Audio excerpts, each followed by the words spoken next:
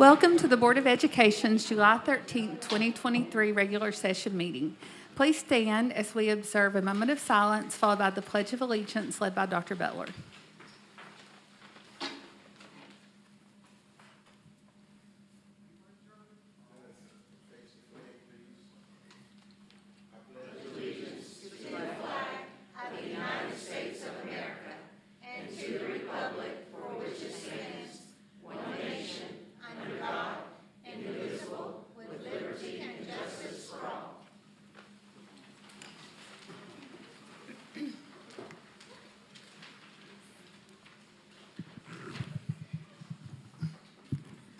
So just a few announcements tonight.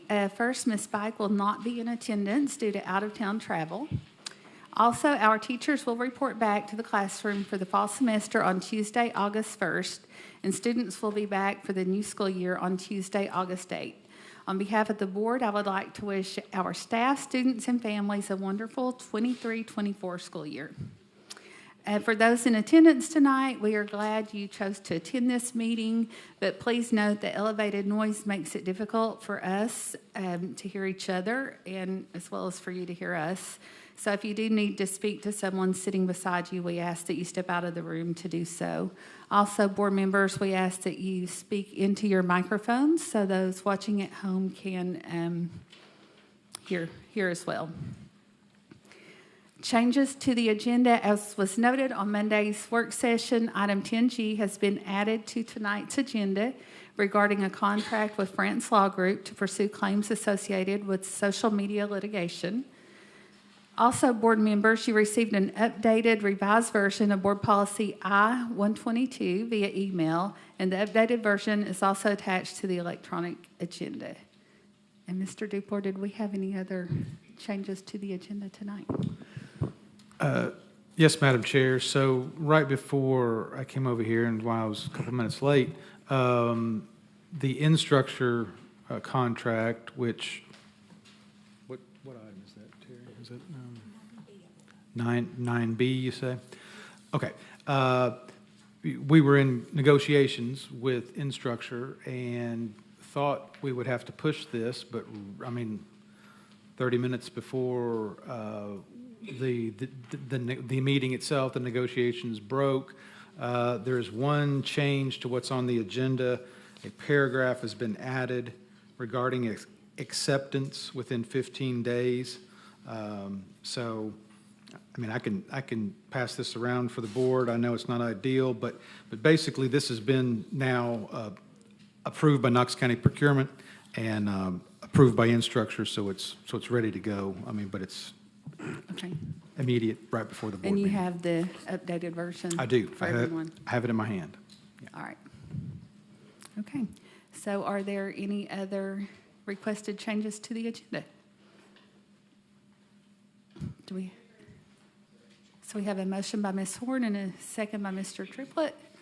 All in favor say aye. Motion carries. So, Dr. Roswick, I think we have a report today. We do. Thank you, Madam Chair, members of the board. I'll actually have Dr. Wilson cue him up to be ready to launch with this. I think you all remember, it's been a year, but we talked about really working on trying to using our regional structure in a way that we could engage more families kind of based on geography and a little closer and kind of the idea that one size doesn't fit all. And that we could have folks really be able to speak to issues and things that pertain to kind of their part of Knox County. And so we have both family councils and teacher councils for all regions, and we have our regional directors and Dr. Wilson here to kind of give a summary of what happened for the first year. Thank you, Dr. Roswick. Thank you, Madam Chair, members of the board. We're actually really excited tonight to be able to come back and share a little more information about the work that happened this year with our regional teacher and family councils. And actually, to get us started, we've got a couple of our regional directors that are going to take us through a little bit of information about the work over the course of the year. We're also honored tonight to have a representative from one of our teacher councils and one from one of our family councils to share a little bit about their experience throughout the year. In addition, I'll speak a little bit later in the presentation. If you'll remember when we were talking about the school calendar for the year, I mentioned that when we came around to talking about family councils and teacher councils, we were going to talk a little more about early release. And so we're going to share a little bit of information about that as well, as that was some information that we gleaned from our time with our councils this year. So with that, I'm going to turn it over to Megan Odell.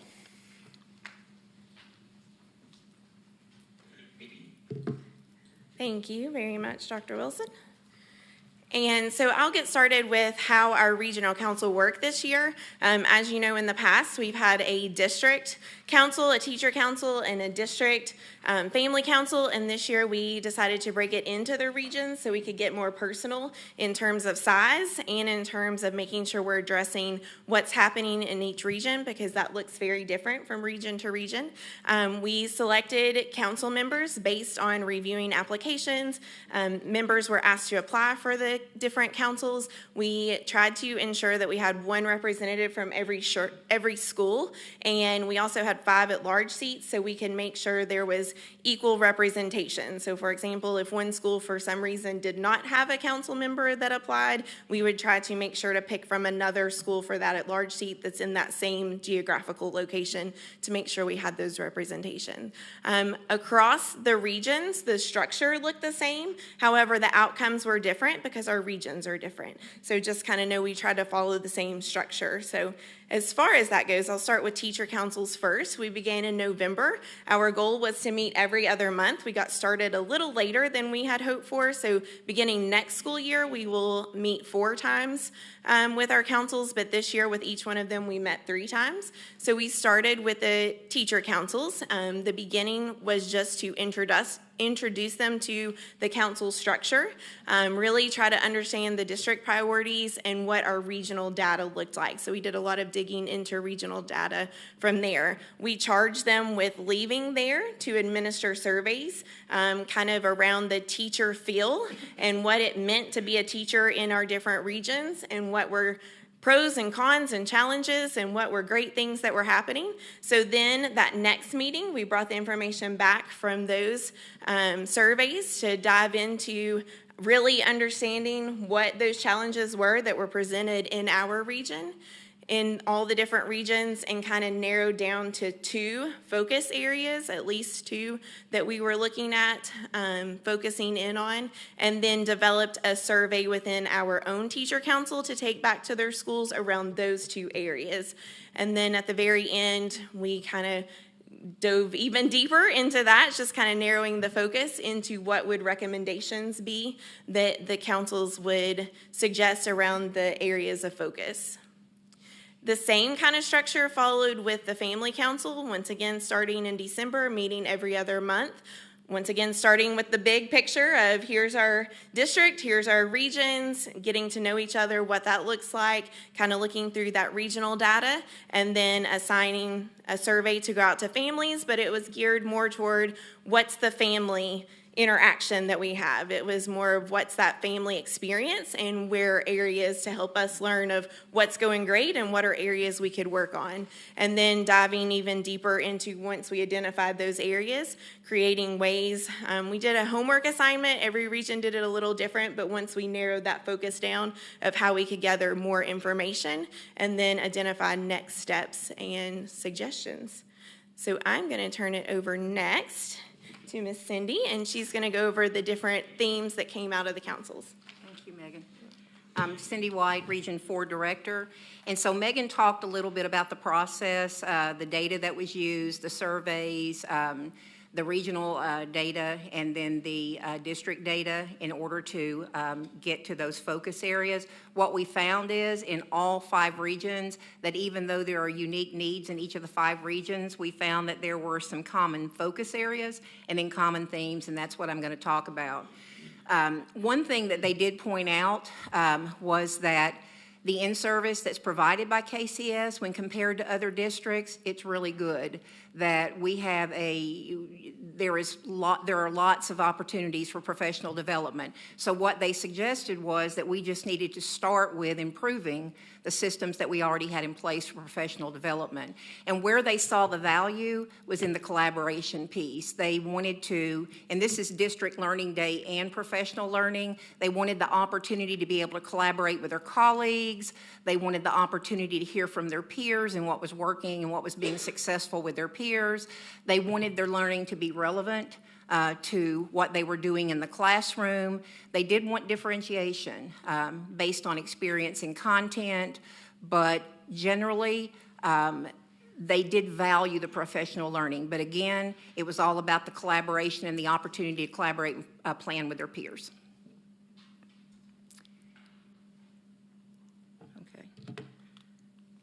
So then another common theme was the professional learning communities.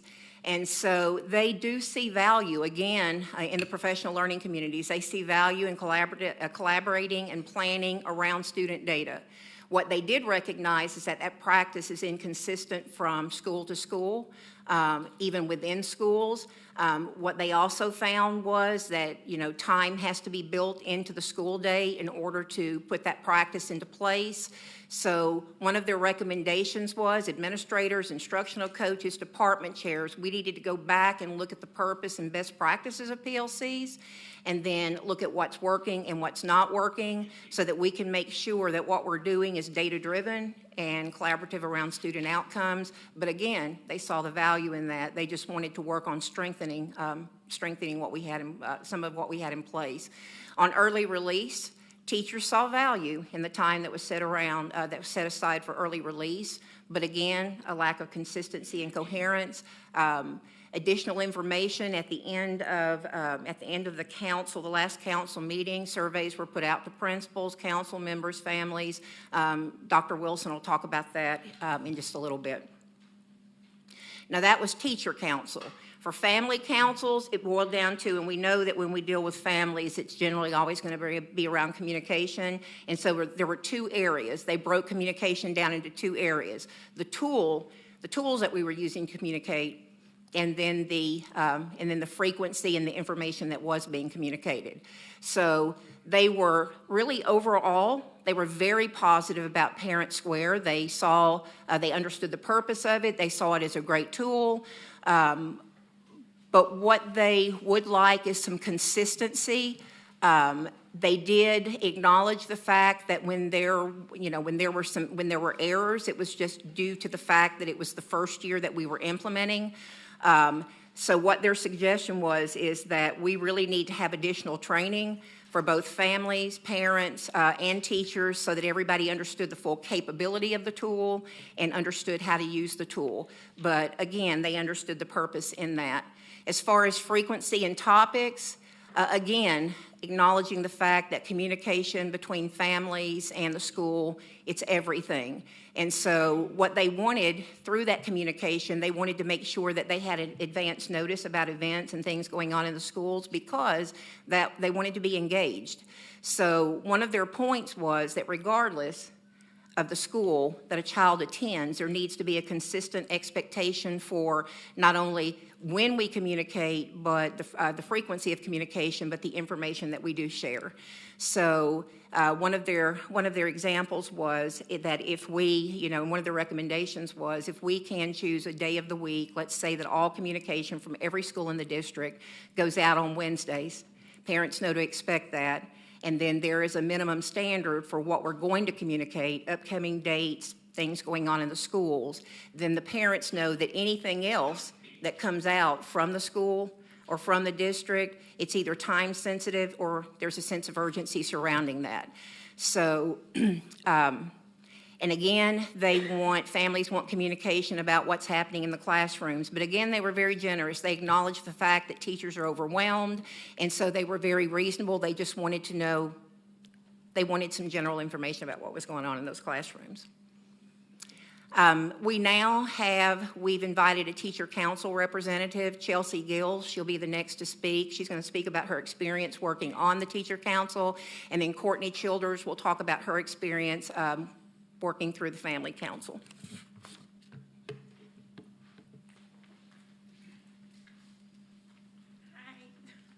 I'm Chelsea. I teach at Hardin Valley Elementary, 5th grade math, Region 2, and it was an absolute pleasure to serve on the council.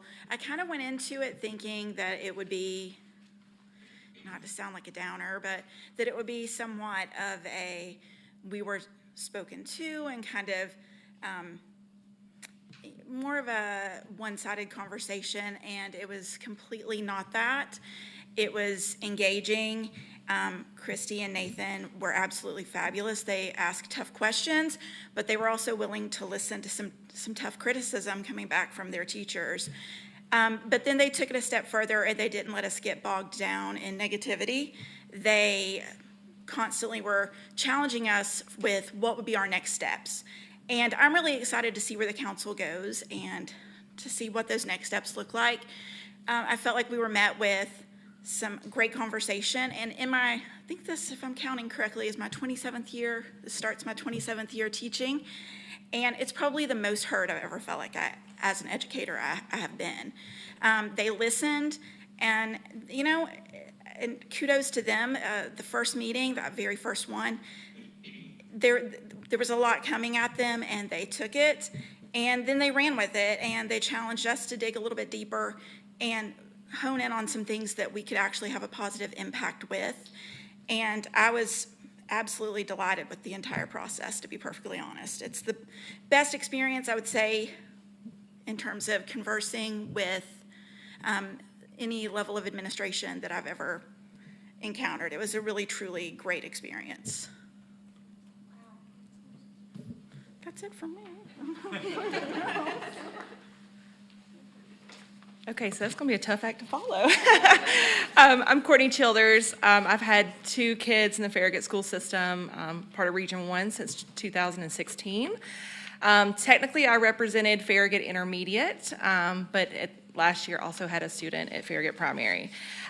Overwhelmingly, our experience, and I think I can kind of speak for all the parents in Region 1, we felt like this gave us tremendous voice, to kind of echo what you said. I know that the superintendent earlier said that some of these council meetings were kind of set up to, foster engagement, and I would say that goal was absolutely met within our group. It was an honor, to be honest, for me to be able to serve in this capacity, and I think that all the other parents that were part of our region would agree. If nothing else, I think that most parents want to be able to connect with their kids, teachers, and administrators. We just don't always have time or have a purpose to do so. And this forced me to do that, right? It forced me to find time to speak to Ms. Parham and to make sure that multiple teachers within Farragut Intermediate could express concerns and, shout the kudos too when they had the chance. I felt like my role was partly to be their advocate on the family council. So anytime I met with them, whether it was a phone interview or a face-to-face conversation, if they brought up something that I felt was important, I felt like I could speak for them and also share that advocacy role. So it just gave us the opportunity overall to learn more about the district as a whole. The Region 1's very large and very geographically diverse, and so getting the chance to learn from parents and hear other concerns from parents that have students, outside of the Farragut bubble that, we kind of live and breathe in was very, very interesting, and also something that I found to be a special experience. Our particular region found 2 key initiatives to bring forward. Communication was one of those, so I think we've heard a lot about that, but communication is key, and parents want more of that, right? Again, we want it in a timely fashion. And then the other key initiative from Region 1 was focused on connection between the teacher, the curriculum, and the parents. So what resources does the district overall have to help us help our students when they get home, right, our kids? And to be honest, they shared so many resources that none of us knew existed. And I was on, of course, a region that was represented by high school students all the way down to primary age.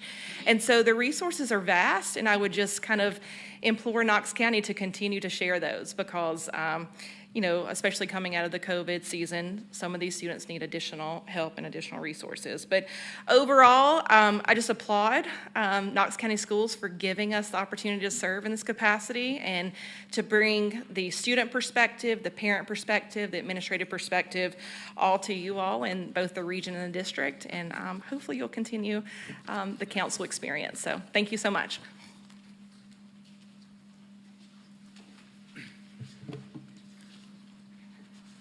All right, so I'm tasked with sort of wrapping things up, but part of wrapping that up is actually to do something which I think is a cool outcome of the work that happened this year, which was to when we saw the sort of common themes that came out of our teacher councils, especially around early release, and that being a new practice and us being in a pilot, it was an opportunity to go, well, let's learn a little more about what is happening on these days, and if there is any type of impression or notion about how these could be improved, let's lean back in and see what we can learn about that. And so we pushed a follow-up survey to get more information. We primarily heard that from our teachers, so we sent that back out to our teacher council members. And I want to say something that's cool. Like if you look at these numbers, we had 62 of our teacher council members across the regions that replied, which is a really small number, a fraction if you think of the weight of all the teachers that we have in the district. But as you've already heard, one of the things we challenged all the council members with this year was, as we approach problems and we think about solutions,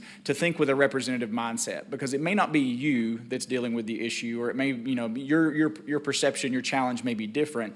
That when we sent them back on a lot of tasks, it was to dialogue with others, to survey others, to learn more about how does your whole staff feel about this, and to really think about when you're here representing your school, or as a family member representing the families in your school, then bring that mindset and be kind of challenged to think in that way. And I think we heard a few examples of that even in what was shared here tonight. So in thinking about it, it is a small number, but these were folks who really had been immersed in those types of conversations and in the work throughout the year, and we felt really good about the return on a survey for that size of group, about 100 folks or so, 120, having that many back. And then we sent it to our principals as well, which was a group at that point we really hadn't asked that question to. And again, out of 92 principals, we got back 63 answers, so we felt like they wanted to talk about it in that sense. So there were some common items that emerged that I think we should consider and look at, and really just some things I would highlight tonight that we learned about kind of these days that might be helpful. So first, we asked both our teachers and our principals on these days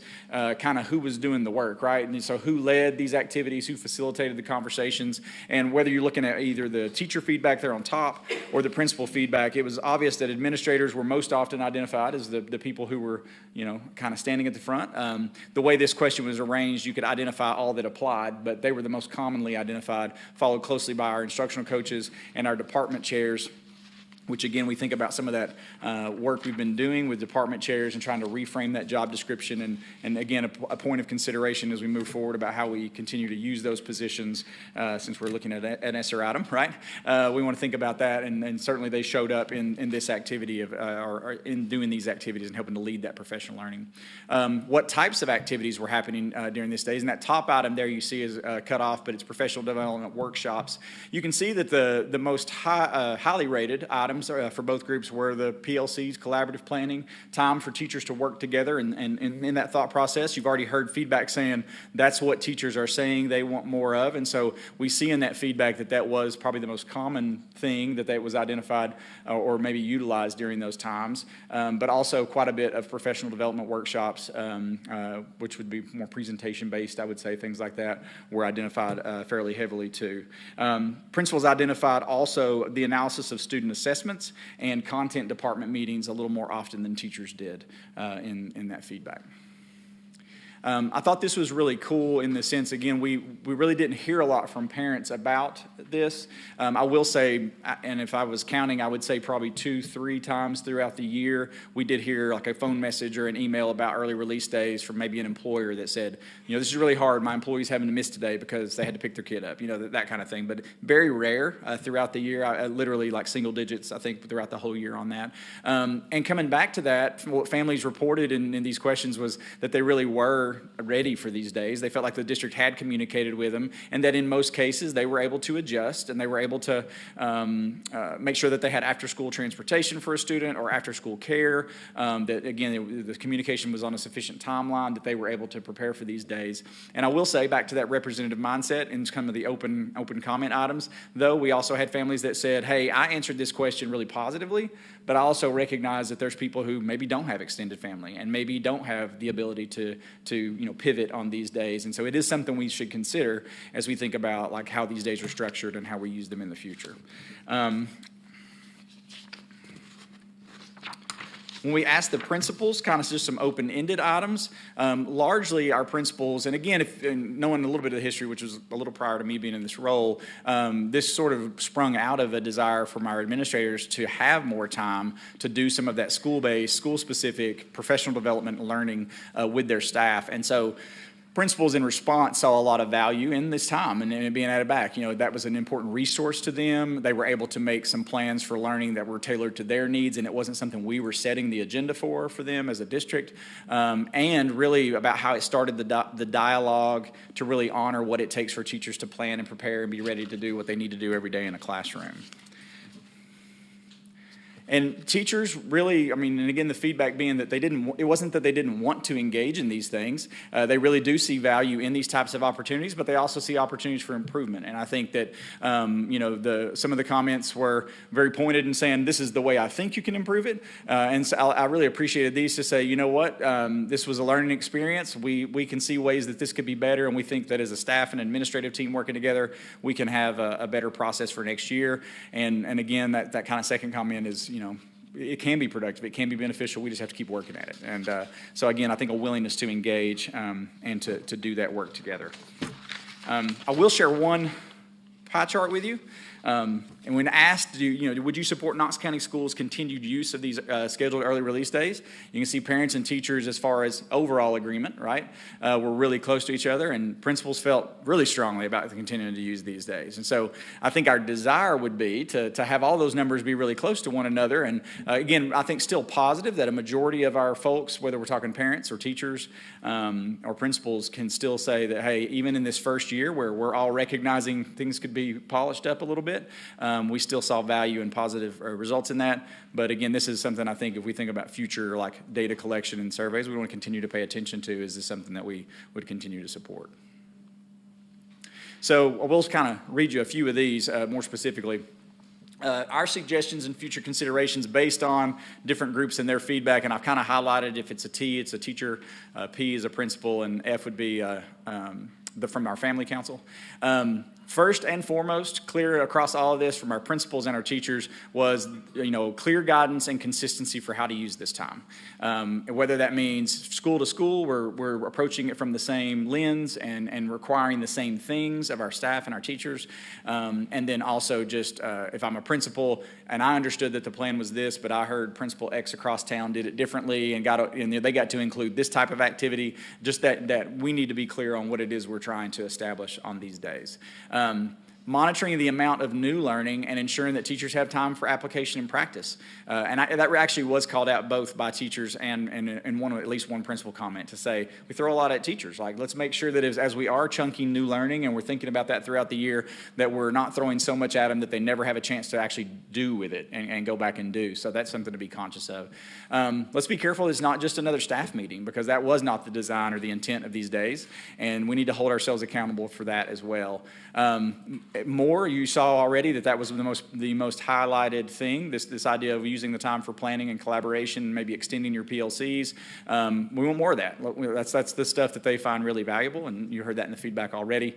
From everybody, the question of could we consider scheduling these as true half days for the early release, both from just a time challenge by the time parents are able to pick up and get, especially elementary school, get cleared and get off campus, and then teachers get back together and try to accomplish anything. There is a time constraint there because these are typically a 2-hour release early rather than a true half day. There are some scheduling implications. We think about that trade with inclement weather days that we made. It would require additional for us to do that in terms of the time we would buy back. But that's something to think about, and again, was brought up by all three groups in the feedback. Continuing both our teachers and our principals identified to continue to monitor student attendance during these days and making sure that, again, we're not that parents find value in what their students are engaging in on these days, and that we're making sure that we don't create any issues for ourselves with attendance in messaging and things like that. And I think a challenge for us on this is going to be to continue to monitor that return on investment as we consider that, we're trading some instructional time on these days for some things. And then also there is a schedule disruption when you think about what families have to plan for and be prepared for on these days as well. And so that's something to continue to monitor as we look through this next year. So next steps for regional councils, an immediate next step, you're watching one of them right now, is this share out to you guys to be aware of what the work has been.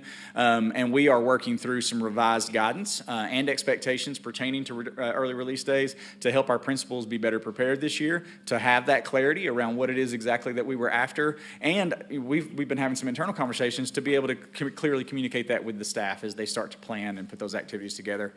You've heard a little bit about the communications piece, and we're also working to make some of those calls and suggestions through our regional directors about how to better use the structure of Parent Square and make sure that everybody's trained on the features and knows how to do those things. I thought it was funny Monday night, we heard a lot of that feedback when we heard from the other group about communication and Parent Square and all the different ways we communicate. It was echoing a lot of what we heard through the Parent Council as well.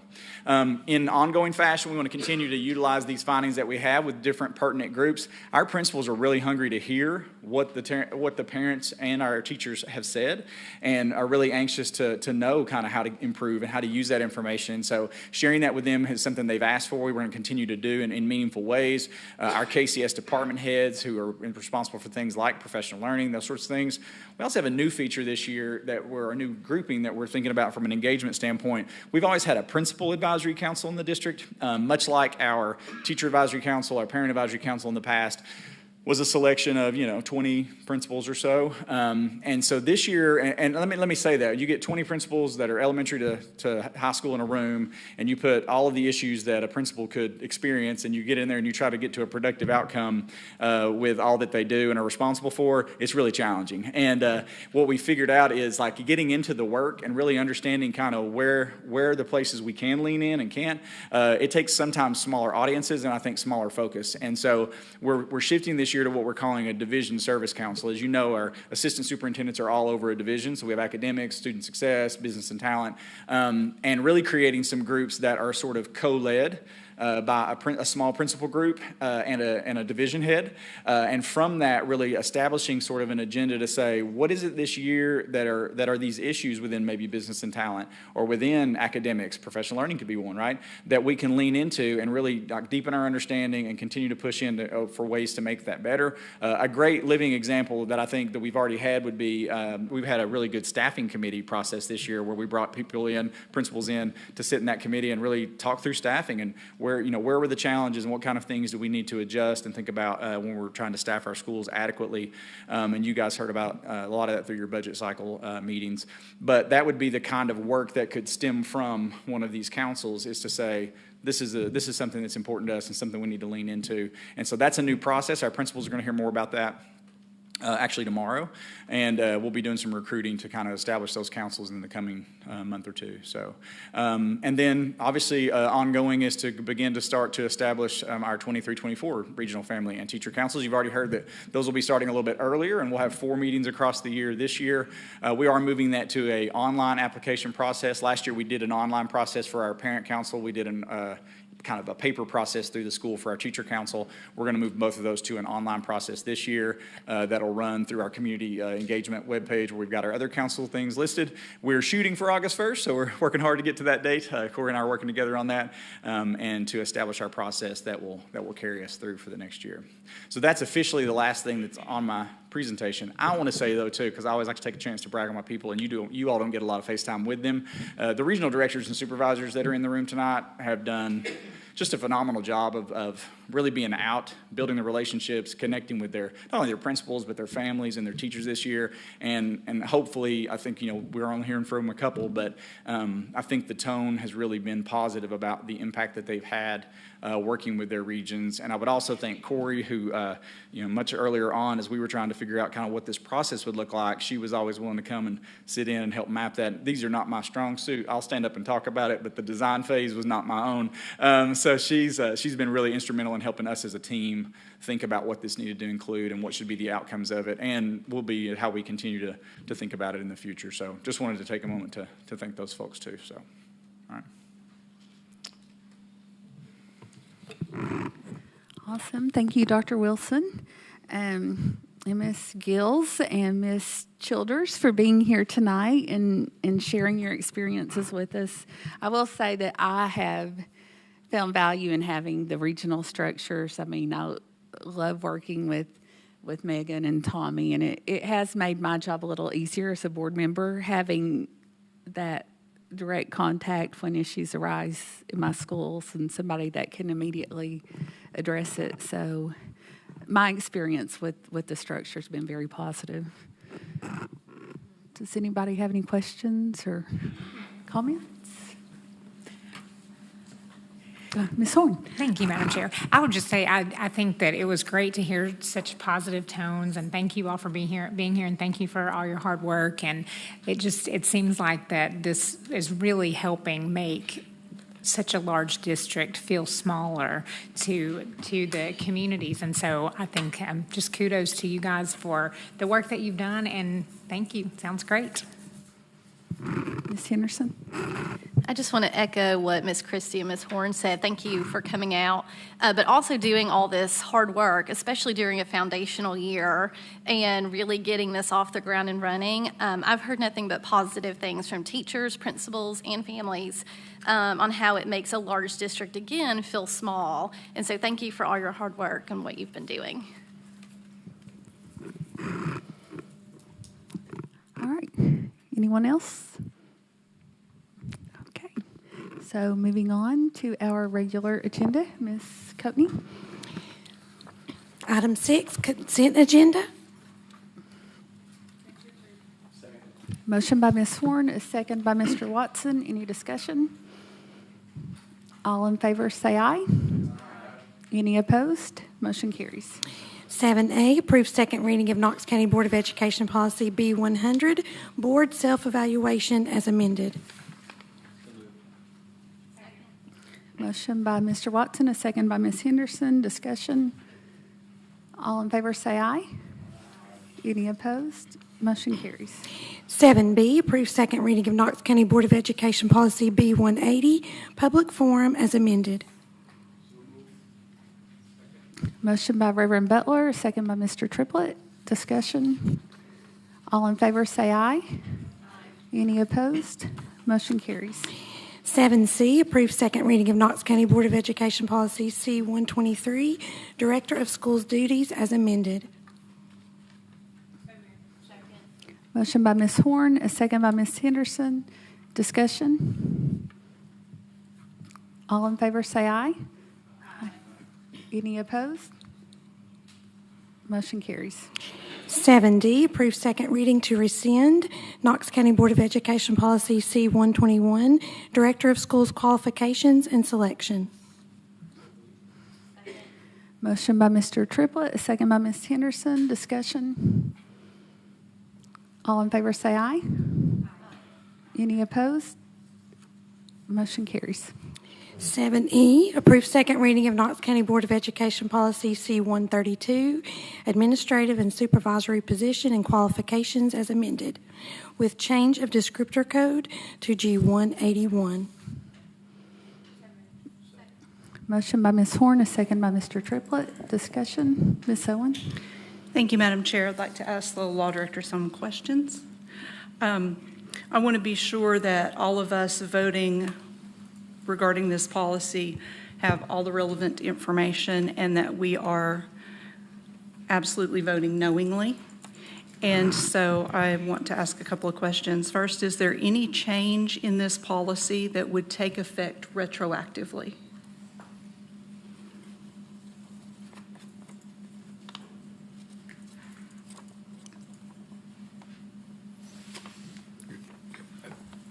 Thank you, Ms. Owen. Thank you, Madam Chair.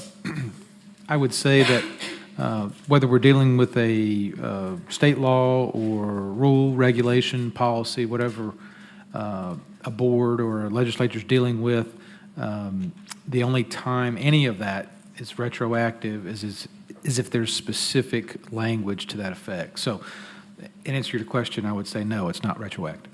Thank you. So hypothetically, if an act were committed while the current policy was in place, that act would be judged based on the policy that was in place at the time and not on any changes that occurred? Again, so the answer is yes, and again, that would be true for whatever policy, rule, regulation, law that you're dealing with, yes. Okay, so to say all of that a different way, this policy changes nothing regarding the past? That's correct. This change, if approved, would be from this point forward. Okay. So to take a little different course here, once this policy is changed, is there anything that could stop me, anything that could legally stop me from discussing this policy or the changes that are occurring?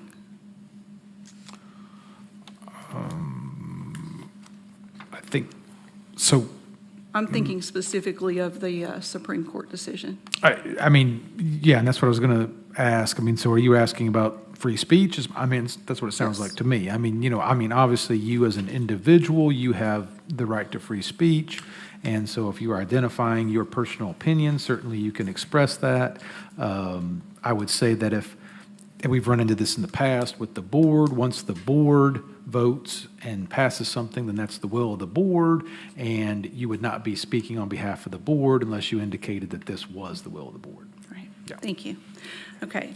So I just want to be very clear with everyone that whatever happens here, nothing goes away. Thank you. All right, so we have a motion by Ms. Horn and a second by Mr. Triplett. Do we need to do a roll call? Sounds like it. So we'll do roll call. Ms. Christie has requested a roll call vote. Dr. Butler? Ms. Owen? No. Mr. Watson? Pass. Ms. Horn? Yes. Mrs. Henderson? Yes. Mr. Triplett? Mr. McMillan? Yes. Ms. Christie? Yes. Dr. Butler, would you like to change your pass vote?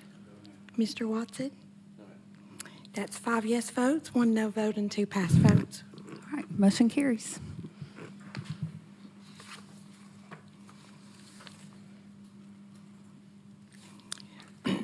Item 7F, approve second reading of new Knox County Board of Education Policy C-260, sexual harassment and sex-based discrimination. Motion by Reverend Butler, second by Ms. Horn. Discussion? All in favor say aye. Any opposed? Motion carries. 7G, approve second reading of Knox County Board of Education Policy G-320, tuition assistance program as amended. Motion by Mr. Triplett, a second by Mr. Watson. Discussion? All in favor say aye. Any opposed? Motion carries. 7H, approve second reading of Knox County Board of Education Policy I-122, course credit earned outside the base high school as amended. Motion by Ms. Horn, a second by Mr. Triplett. Discussion? Ms. Owen? Thank you, Madam Chair. I appreciate the changes that have been made to this policy. I do still have a couple of questions. Regarding the procedures, it says that the board and the curriculum supervisors are to evaluate. I appreciate adding the board as the evaluator since that's specifically what the law says. And then it says that we will use the same internal procedures for evaluation as an acceptance of any new course. Could someone talk to us about what those normal procedures are? Dr. Wilson, is that? So I'll echo back to some of the things we talked about the other night. So this is a little atypical for the development of a new course in that typically the way that would run for a special course design would be a collaboration between a team of teachers at the school level and the curriculum supervisor at the district. This would be coming from an external source. So again, we would be looking at establishing a process by which we would collect, I would assume, from the entity, the materials and the pieces that they are intending to promote as part of that syllabus and assessment plan and all of those pieces that we've identified. And our supervisors would have to, in a non-judgmental, according to the religious aspect of it, way, make an assumption about the quality and the value of that course in terms of how it's structured and put together. So when the procedure for that is developed, that will be available online? Yeah, it would be we would definitely probably want an administrative procedure right. specific to that. Mm-hmm. Thank you.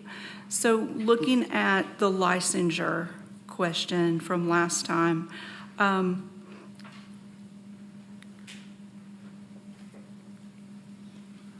should it say licensed rather than certified? Is there a difference there? My thinking is that the license is the main thing and that the certification is the smaller piece. So like the license to teach and then the certification in the specific area. I'm not 100% sure on like the legal kind of term for that. The other term I would throw in there is endorsements too, that are tied back to specific, subject areas and things like that. I don't know.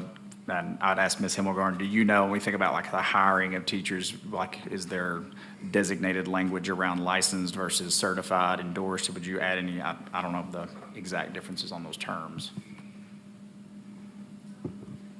Not to put you on the spot, Ms. Himmelgarn. Madam Chair, Ms. Owen, so yes, so certified is licensed by the Department of Education, but certain courses would require certain endorsements. Does that answer? Yes, thank you. And the other thing that I don't see how many times a person could take each course. Can they, let's say the example that was used last time is there may be three different levels of a course. So let's say they took, 101, 102, 103. Could they repeat those? Or would they only be offered once? So could they only take 101 once, or would they be able to take 101 as many times as they wanted? Some of that is in the nuance between what I believe, and I had a conversation with Bo Stanley, who really is very knowledgeable on kind of the internal coding versus the external coding. Some of the nuance is going to be in what we put on our internal coding for a course. So to your point, we may have an internal code that would be like a 101 and a 102, which would be two distinct courses and credits, and would show up that way internally on a course description or whatever for a school that had students engaging. What the state course code that might fall under could be, and he and I talked a little bit more about that the other day as well, and I think that's a pattern based on what Ms. Horn I think was able to find out that they actually do follow in Campbell County. There are more, I would say, generic elective codes at the state level that are open for multiple credits. And so, as an example, if we were to approach it and treat it more like a literature course, for instance, it could be labeled that way as a state code for like a transfer course. Currently, we might have a high school as an example that would use that state code but offer a Shakespearean literature course, right? And then a student at the high school might have another opportunity for an elective to take, let's say, French literature or something like that. So those could be reported to the state as two distinct credits, and on our books would look at two distinct different classes, even though the state says you can offer a multitude of things under this code that would meet that bill. And so I'm assuming, again, because there's not a state special course process for this, it's likely we would follow a similar pattern in doing that. And what we would be approving would be the makeup of that course, and then determining what the best way to code that for reporting would be internally and externally with the state. Okay. So the only piece that I still have concern with is the number of credits possible. I would like to see that laid out, how many credits are possible. I think that's something that we should really look at on the front end, so that we have, so that we know what we're actually approving. Thank you.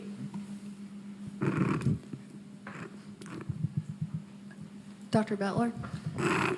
Thank you, Madam Chair. I, first of all, wanted to just make sure, because I did not fully understand this on Monday night, but we are not talking about the release time issue. That's already a state law that we have to provide. We're talking about the 1 hour credit. And that's not something we have to do. That's what we're deciding to do. The second thing is the process that we would go through once or if this policy is put in place, then there would be the time frame to put all this into place, so we'll know exactly what this looks like. Right now, it doesn't seem like we know what it looks like. For example, we don't know how long it would take for, well, let me go back. So we see that the board is responsible for approval with the curriculum supervisors doing the work. That's my understanding?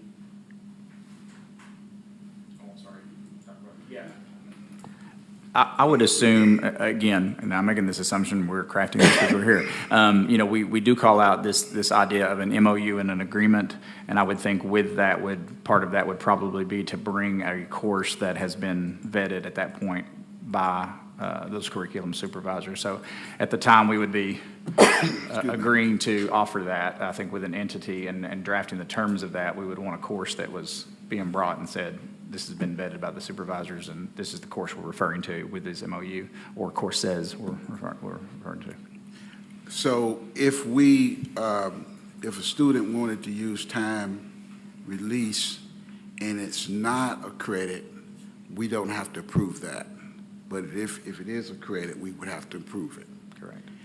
Okay, so my concern, and obviously my concern will be diminished as we develop the tools to make sure that we protect ourselves in terms of if we were to deny someone, say we were to approve an entity, and then we deny an entity, then we have to have some kind of reasoning for that. So I think our reasoning has to be very sound.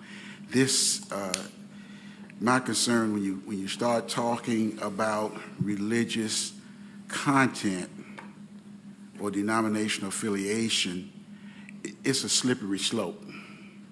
So that's one of my concerns, is that fairness, but also what one person may consider religious, another person may not. So, and we're not evaluating the religious content, denomination affiliation. I understand that, but anyone can bring anything. It's the entity that we may be looking at right now, and as legitimate as they may be, how do we protect ourselves from those who are illegitimate? And I guess I'm standing here sounding like I'm judging, and I guess I am. But the good news is I'm not judging anything because I don't see anything. But this is a slippery slope. This can be very muddy, and I'd hate for this to turn into quicksand for us. So so I'm still undecided. I think we put in a number of safeguards to that we do a very detailed process of this is what the entity has to bring in. But if anyone dots all the I's and crosses all the T's, then we have it. But of course, it is parent choice. So we do have that in there. So I see things in there to safeguard, but I still have that concern, and it is a big concern of mine, because I don't want, I don't see where since the entity picks the instructor, we're saying that we're giving a credit hour. What if the instructor is found to have some kind of sexual misconduct. I guess are we not responsible because the parent gave permission, but still we're giving a credit hour? Those are the kind of things I think about when we don't have that control. However, once again, we put in as much as I think we can put in. I don't know if there's anything else we can put in there. That was my thoughts on this at this point. Thank you. Ms. Horn? Thank you, Madam Chair. First thing, I'll just address a comment that was made the other night. I've referred to this as an entity because it's really a group of parents, and there's not a name for them. So I've said entity, but it's a group of parents, so there's not a name. So I wrote down some thoughts because I woke up yesterday just thinking about the issue of credits. And the issue of release time weakening a KCS diploma. So we employ guidance counselors who are able to help students navigate which classes they need to take to complete their requirements for graduation. And I think that we should allow as much flexibility and diversity within those offerings as we can. And I think that every school tries to do that for their particular school. I think the implication that a release time course will be an easy A is really misguided. In this specific case, and of course, obviously, as Mr. Butler said, there could be different situations with different things. The Campbell County school that we're aware of, it's in their informal surveys of students, the kids do not see this as an easy A. In fact, one student said they weren't going to take it to the next class because it was too hard. So I think that you can't just assume that it's going to be an easy A. And so to that point, I've thought a lot about this. There are multiple classes that we offer in our buildings every day that go beyond math and science and English. And some of the most valuable experiences that our students have in classes are classes that they never put pen to paper and they don't take tests on. And 3 of those examples would be, and this is just 3 that I could think of within about 40 seconds. So I'm sure there are many more. Work-based learning. Kids go off campus to work. We give grades for physical education, where kids do physical activity. Now, I know some PE teachers give tests, but a lot of them don't. But kids still get grades in that class. We give grades for classes like peer tutoring, where students are assisting special education students in classes, or they're showing them how to use a skill. My daughter, for instance, had 3 semesters of peer tutoring. Now, should that have been limited to 1 semester because she wasn't doing pen and paper work? In her particular case, I would say no, because she is going to college to be able to further work with students because of that experience. So I think all 3 of these examples of students receiving varied experiences during the school day that help provide a robust educational experience, and they provide positive long-term impacts for students. So from the conversation around credits that we had on Monday, it sounds like that some of us are saying that these classes shouldn't exist. So I think that that's a conversation for another day, but to go back to, I think we need to be very careful about how we value a class and the assumptions that we make on a class. As I said on Monday, this issue goes back to students and parents having the right to direct their own educational experience. And if we give A's in the classes that I've just gone through, then I'm not sure why we wouldn't want to give credit to a class that would include tests and assignments and coursework. And I think it's very presumptive of us to think that we know what's best for any particular student on what classes they should take and what should be on their transcript. I think that's very presumptuous.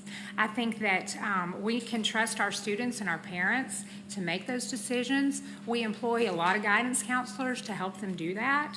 And so the bottom line for me is that a lot of these details, this board does not get into the business of details. We've talked about this a lot. That's the staff's job to come up with a procedure that will match the policy and make sure that policy is being followed.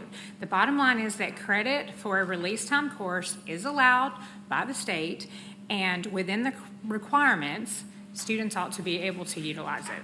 So and regarding the number of classes or courses that students ought to be able to take, I would caution us on that, because just like peer tutoring, like I'm not sure if peer tutoring, if there's a limit, but I'm glad that my daughter was able to take 3 semesters of that. Those were her electives. So most of our schools are on a block schedule, and there's time for those things. So if a school does not have a block schedule, if they're on a year-long schedule, there may be some additional challenges. So I would caution us against jumping into that right now. Thank you, Ms. Horn. Mr. Watson? Thank you, Madam Chair. I also appreciate the changes that were made based on the conversation on Monday night. Mr. Dupler, you had sent me some documentation, I think it was maybe yesterday, related to the House Bill number 680. And we had talked some about if the law is specific about the number of credits. What it says is then a student may be awarded 1 unit of elective credit for the completion of each release time course. So because it uses the word each, to me, it would seem to indicate that every release time course. So to me, that's not ambiguous in it. Would you read each as each time they complete one? Yes. Okay. So what I'm wondering though is the policy to me is still ambiguous, because it doesn't say each. It says a course. It doesn't say each course. Does that make sense what I'm saying? So it doesn't really match the language of the law, which I think is part of what our intent has been. I'm sorry, I don't have the policy. Actually, that was by memory. Line 31 says for a completed. It doesn't say each completed.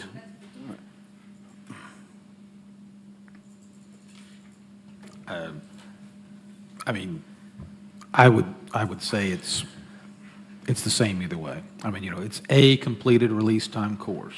So to me, that's not implying that there's only one.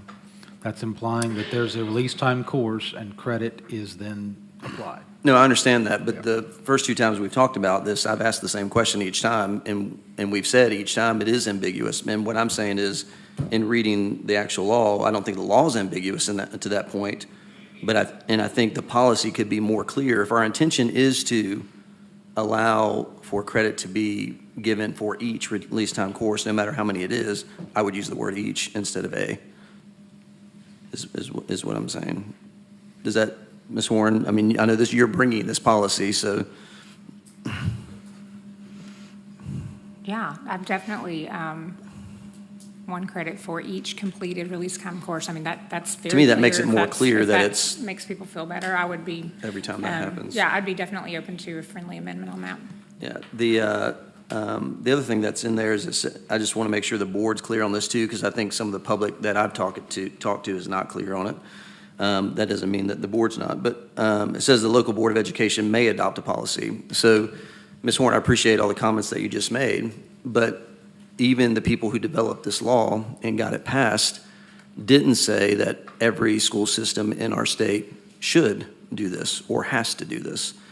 So I think I hear what you're saying. You're saying, A, we shouldn't be presumptuous, and we shouldn't, but I guess what I'm saying is even the people who designed the law are saying, we're not going to dictate to this. And I think that's why the conversation has come up. I can tell you if the law said that we have to do this, frankly, for me, there would have been a lot more conversation, because I'm going to try to draft a policy that's going to, try to do what the law is intending for us to do.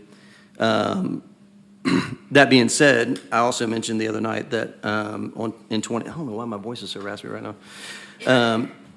In 2019, when the release time policy that was presented at that time didn't get passed, that I would have passed that at that time if I was on the board.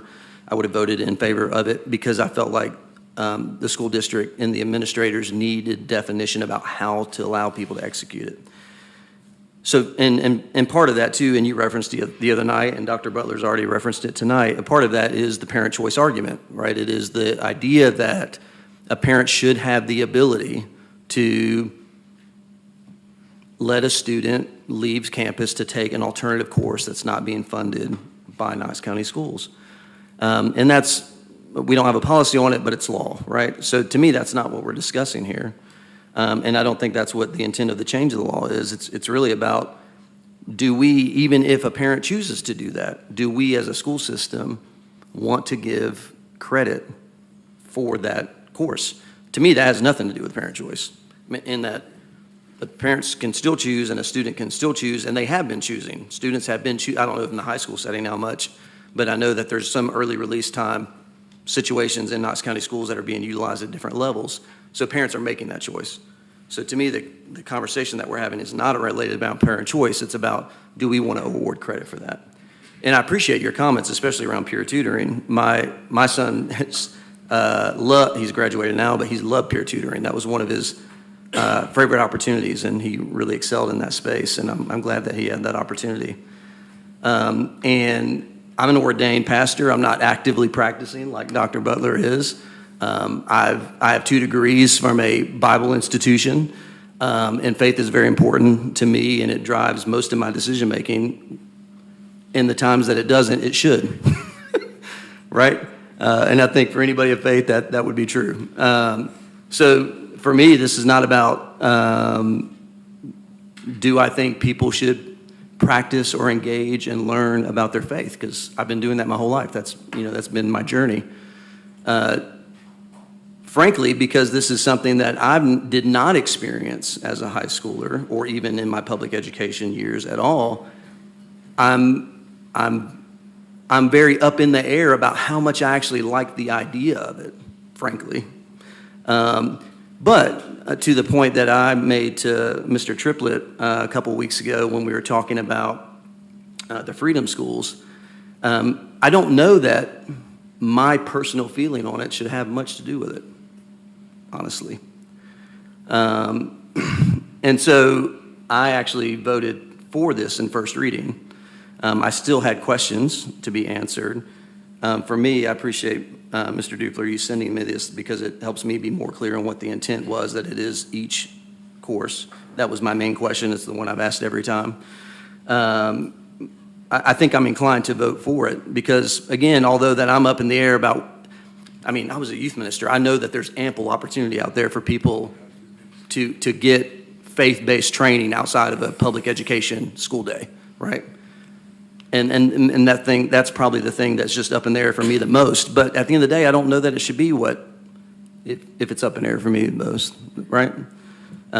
So to me, with the changes of the policy that has been offered, and I think it makes it more clear, and I would offer a friendly amendment to change the language to say each in line 31, then I would be inclined to vote for it. Because again, although I don't think it's necessarily the best thing to do, that's more of a personal opinion. So, thank you. And I would accept your friendly amendment. And Mr. Triplett, I think you seconded that. You would accept that as well? Yes. Okay. All right. Ms. Owen. Thank you, Madam Chair. I think while we're talking about assumptions, we can't look at whatever course exists right now because any group can bring a course. So we have to be prepared for any course that could show up. So while we may be looking at a group or considering a group leading into this, we can't assume that other groups will have those same standards, that other groups would have that same, and I'm going to use the word rigor. We can't assume that. The difference in this course and the other courses is that all of those other courses are state-approved courses. They have all been vetted by both this LEA and the state. Phys Ed has state standards. So when we're looking at comparing one to the other, I don't think we can compare a course that we have no real control over content or any piece of that to one that has state standards that we know we can look at very closely. So I think that's important to look at that difference in how they're vetted. And I would point out again that based on that licensure piece, it still looks like I would be able to teach a course like this, but the gentlemen beside me who are far more qualified would not be. Thank you. All right, so is there any other discussion on this item? So we have a motion by Ms. Horn and a second by Mr. Triplett with the friendly amendment to change the language, correct me if I'm wrong, Mr. Watson, on line 31, to read to receive a credit for each completed release time course. Yes, ma'am. Okay. Ms. Covey? Thank you, Madam Chair. And just to clarify further, we are talking about version 2 that's attached to the agenda, correct, Ms. Horn? Yes, ma'am. Thank you. Dr. Butler? Yes. Ms. Owen? No. Mr. Watson? Yes. Ms. Horn? Yes. Ms. Henderson? Yes. Mr. Triplett? Yes. Mr. McMillan? Yes. Ms. Christie? Yes. That's 7 yes votes and 1 no vote. So motion carries.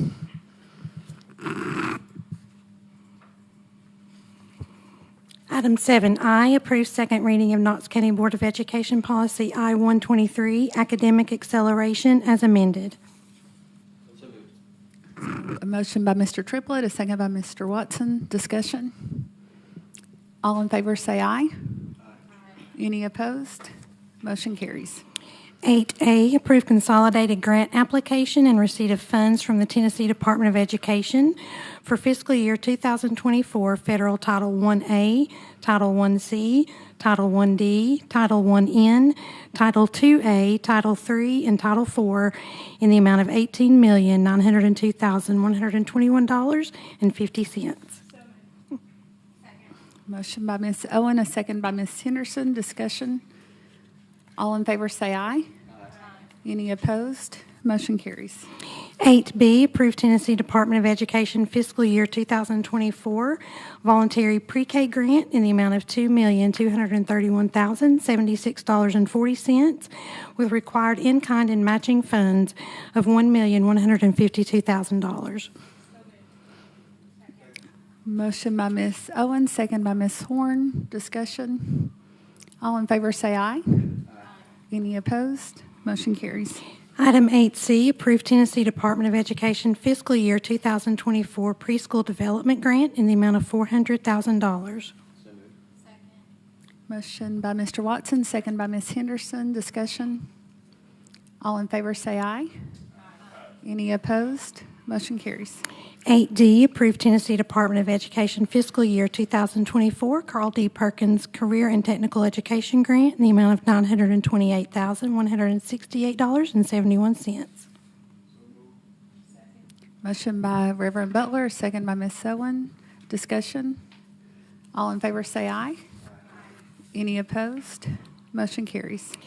Item 8E, approve elementary school dental program agreement for Elgin Children's Foundation for the term of July 1, 2023 through June 30th, 2024, and an Elgin Children's Foundation grant up to $6,000 for student transportation costs associated with the program. Motion by Mr. Watson, a second by Ms. Henderson. Discussion? All in favor say aye. Aye. Any opposed? Motion carries. 8F, approve Casey's Cash for Classrooms grant in the amount of $10,000 for Whittle Springs Middle School. Motion by Ms. Owen, a second by Dr. Butler. Discussion? All in favor say aye. Any opposed? Motion carries. 9A, approve a memorandum of understanding with YMCA of East Tennessee for a pilot child care micro center at Sarah Moore Green Magnet Academy for the 2023-2024, 2024-2025, and 2025-2026 school years.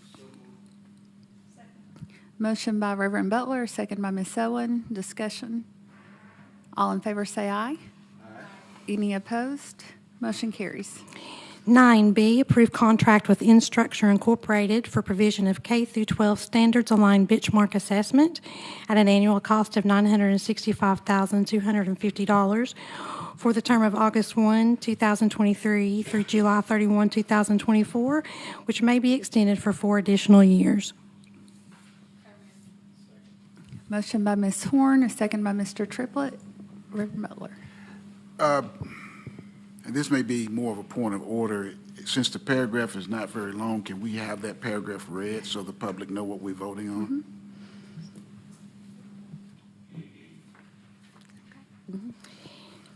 Thank you, Dr. Butler. Paragraph 4 on page 3 of the contract reads as follows. Acceptance. Within 15 business days of receiving an item, bank, or assessment as applicable, KCS shall advise contractor in writing whether such item, bank, or assessment is acceptable.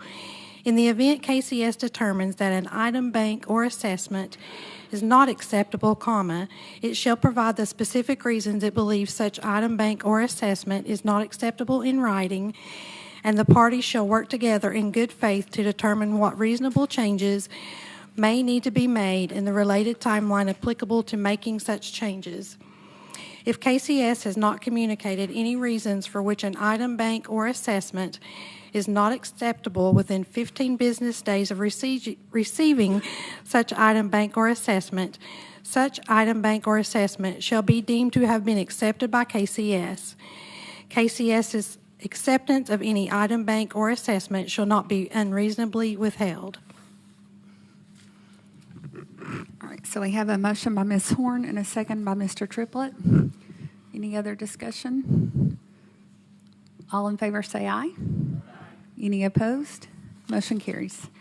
9C, approve amended contract with Final Site for provision of a school content management system at an initial annual cost of $202,880 for the term of July 1, 2023 through June 30th, 2024, which may be extended on a yearly basis for as long as the system is in use by the county. So motion by Mr. Triplett, a second by Ms. Owen. Discussion? All in favor say aye. Any opposed? Motion carries. 10A, approve request of Knox County Schools Maintenance Department to purchase 1 3/4-ton four-wheel drive truck, 2 dump trucks, and 3 box trucks using statewide contract SWC 200 Class 8 trucks at an estimated cost of $595,000 using general purpose funds. Motion by Dr. Butler, a second by Mr. Watson. Discussion? All in favor, say aye. Any opposed? Motion carries. 10B, approve request of Knox County Schools Preschool Department to purchase curriculum materials and related services at a cost of $110,752.60 using general purpose funds. Motion by Mr. Watson, second by Ms. Henderson. Discussion? All in favor, say aye. Any opposed? Motion carries. 10C, approve schematic designs for innovative school models grant projects at Bearden Middle School, Hawes Middle School, Hardin Valley Middle School, and Hardin Valley Academy. Motion by Mr. Watson, second by Mr. Triplett. Discussion? All in favor, say aye. Any opposed? Motion carries. 10D, approve memorandum of understanding with Knox County Education Association as recommended by the Collaborative Conferencing Management Team for a period of 3 years. All right. So motion by Ms. Owen, a second by Reverend Butler and Ms. Henderson. I believe we have a public forum. Yes, Madam Chair. Ms. Hancock, welcome. Thank you so much. I greatly appreciate it. Madam Chair, members of the board, and Superintendent John Rosvick, I would like to take this opportunity to thank you all for considering approval of the Memorandum of Understanding between the Knox County Board of Education and the Knox County Education Association. In the spirit of gratitude and for the work of the Collaborative Conferencing Team, I would like to paraphrase the words of an ex officio Knox County Education Association Executive Board member, former Superintendent, the late Miss Mildred E. Doyle. For the past 12 years, Knox County's educational leaders, teachers, and administrators have worked relentlessly and ceaselessly in the interest of educational support for our students and the profession. Yet you, our Knox County School Board, no less as present Knox County professional educators and school board members, have accepted the challenges brought about by present-day crises and obstacles. We are still carrying with us many unsolved educational problems that need solutions, with no magic button that can be pushed to solve any of all of these problems. However, with the continued cooperation, you, the Knox County School Board, and the Knox County Education Association, we can do much through collaborative conferencing to bring about improvements within our profession in all areas. I look forward with anticipation to the next 3 years and the accomplishments yet to come. And I also wanted to note that when I was giving you all an update, when we started out in this endeavor, our salaries in terms of this ratings was at 44 in the state. And the state, we have since then moved to 32. And looking at recent numbers, the state is now at 42. So we are ahead of the state in its rankings. And so that is from the work of the collaborative conferencing of both our management team, and also we have some of our members here with us that represent the Executive Board of Knox County Education Association, as well as the collaborative conferencing team. We have our chair and we have our assistant chair as well. So I want to thank you all again.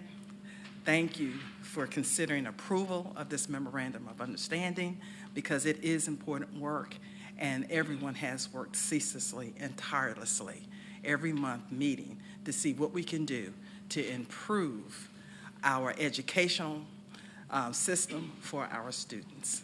Thank you. Thank you, Madam Chair. That concludes public forum for this item. All right, so we have Ms. Owen. Thank you, Madam Chair. I just want to say that I was on that collaborative conferencing team when it first began, and it has come a long, long way.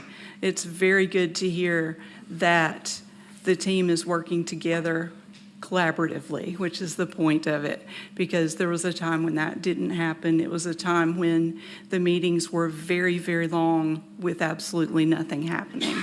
So it's really good to hear that has changed significantly. Thank you. Thank you, Ms. Owen.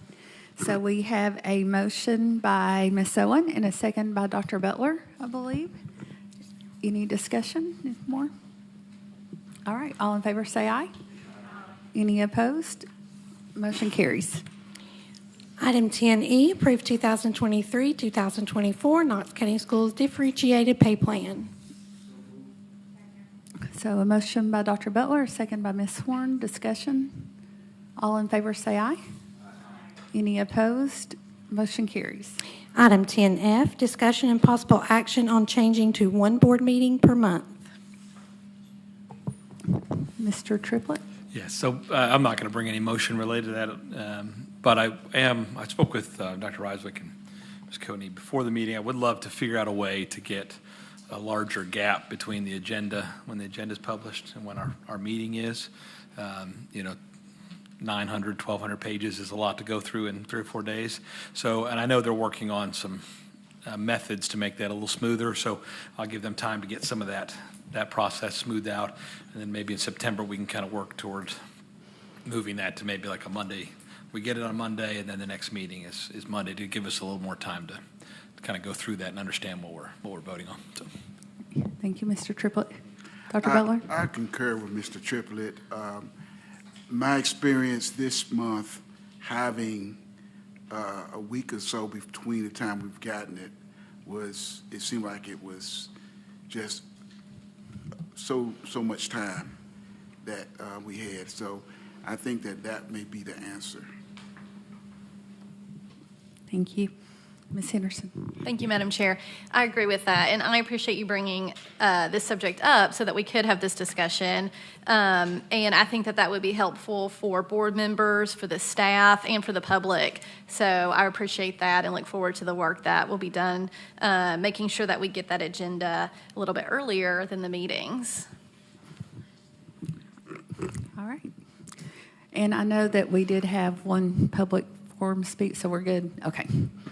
All right, Ms. Courtney. Item 10G, approve attorney-client fee contract with France Law Group, APLC, for legal services in connection with pursuing claims for damages associated with social media litigation. So a motion by Ms. Horn, a second by Ms. Henderson. Discussion? All in favor? Oh, Mr. Watson. Sorry. Thank you, Madam Chair. I know we discussed this just briefly on Monday night, and we said that this agenda item would probably come on to the agenda. But for those who weren't listening or didn't hear, Mr. Dupler, would you just speak to this matter in terms of what it is that what the actual item is speaking to, in as much detail as you want or as little?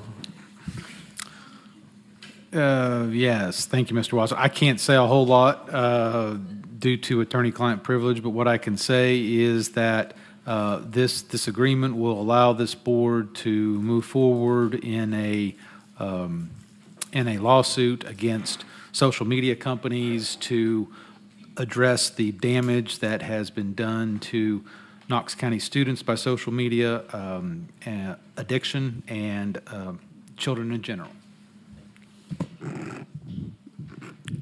All right, so we have a motion by Ms. Horn and a second by Ms. Henderson, correct? All right, all in favor say aye. Any opposed? Motion carries. All right, do we have any other public forum speakers? Okay, so with that, we are adjourned.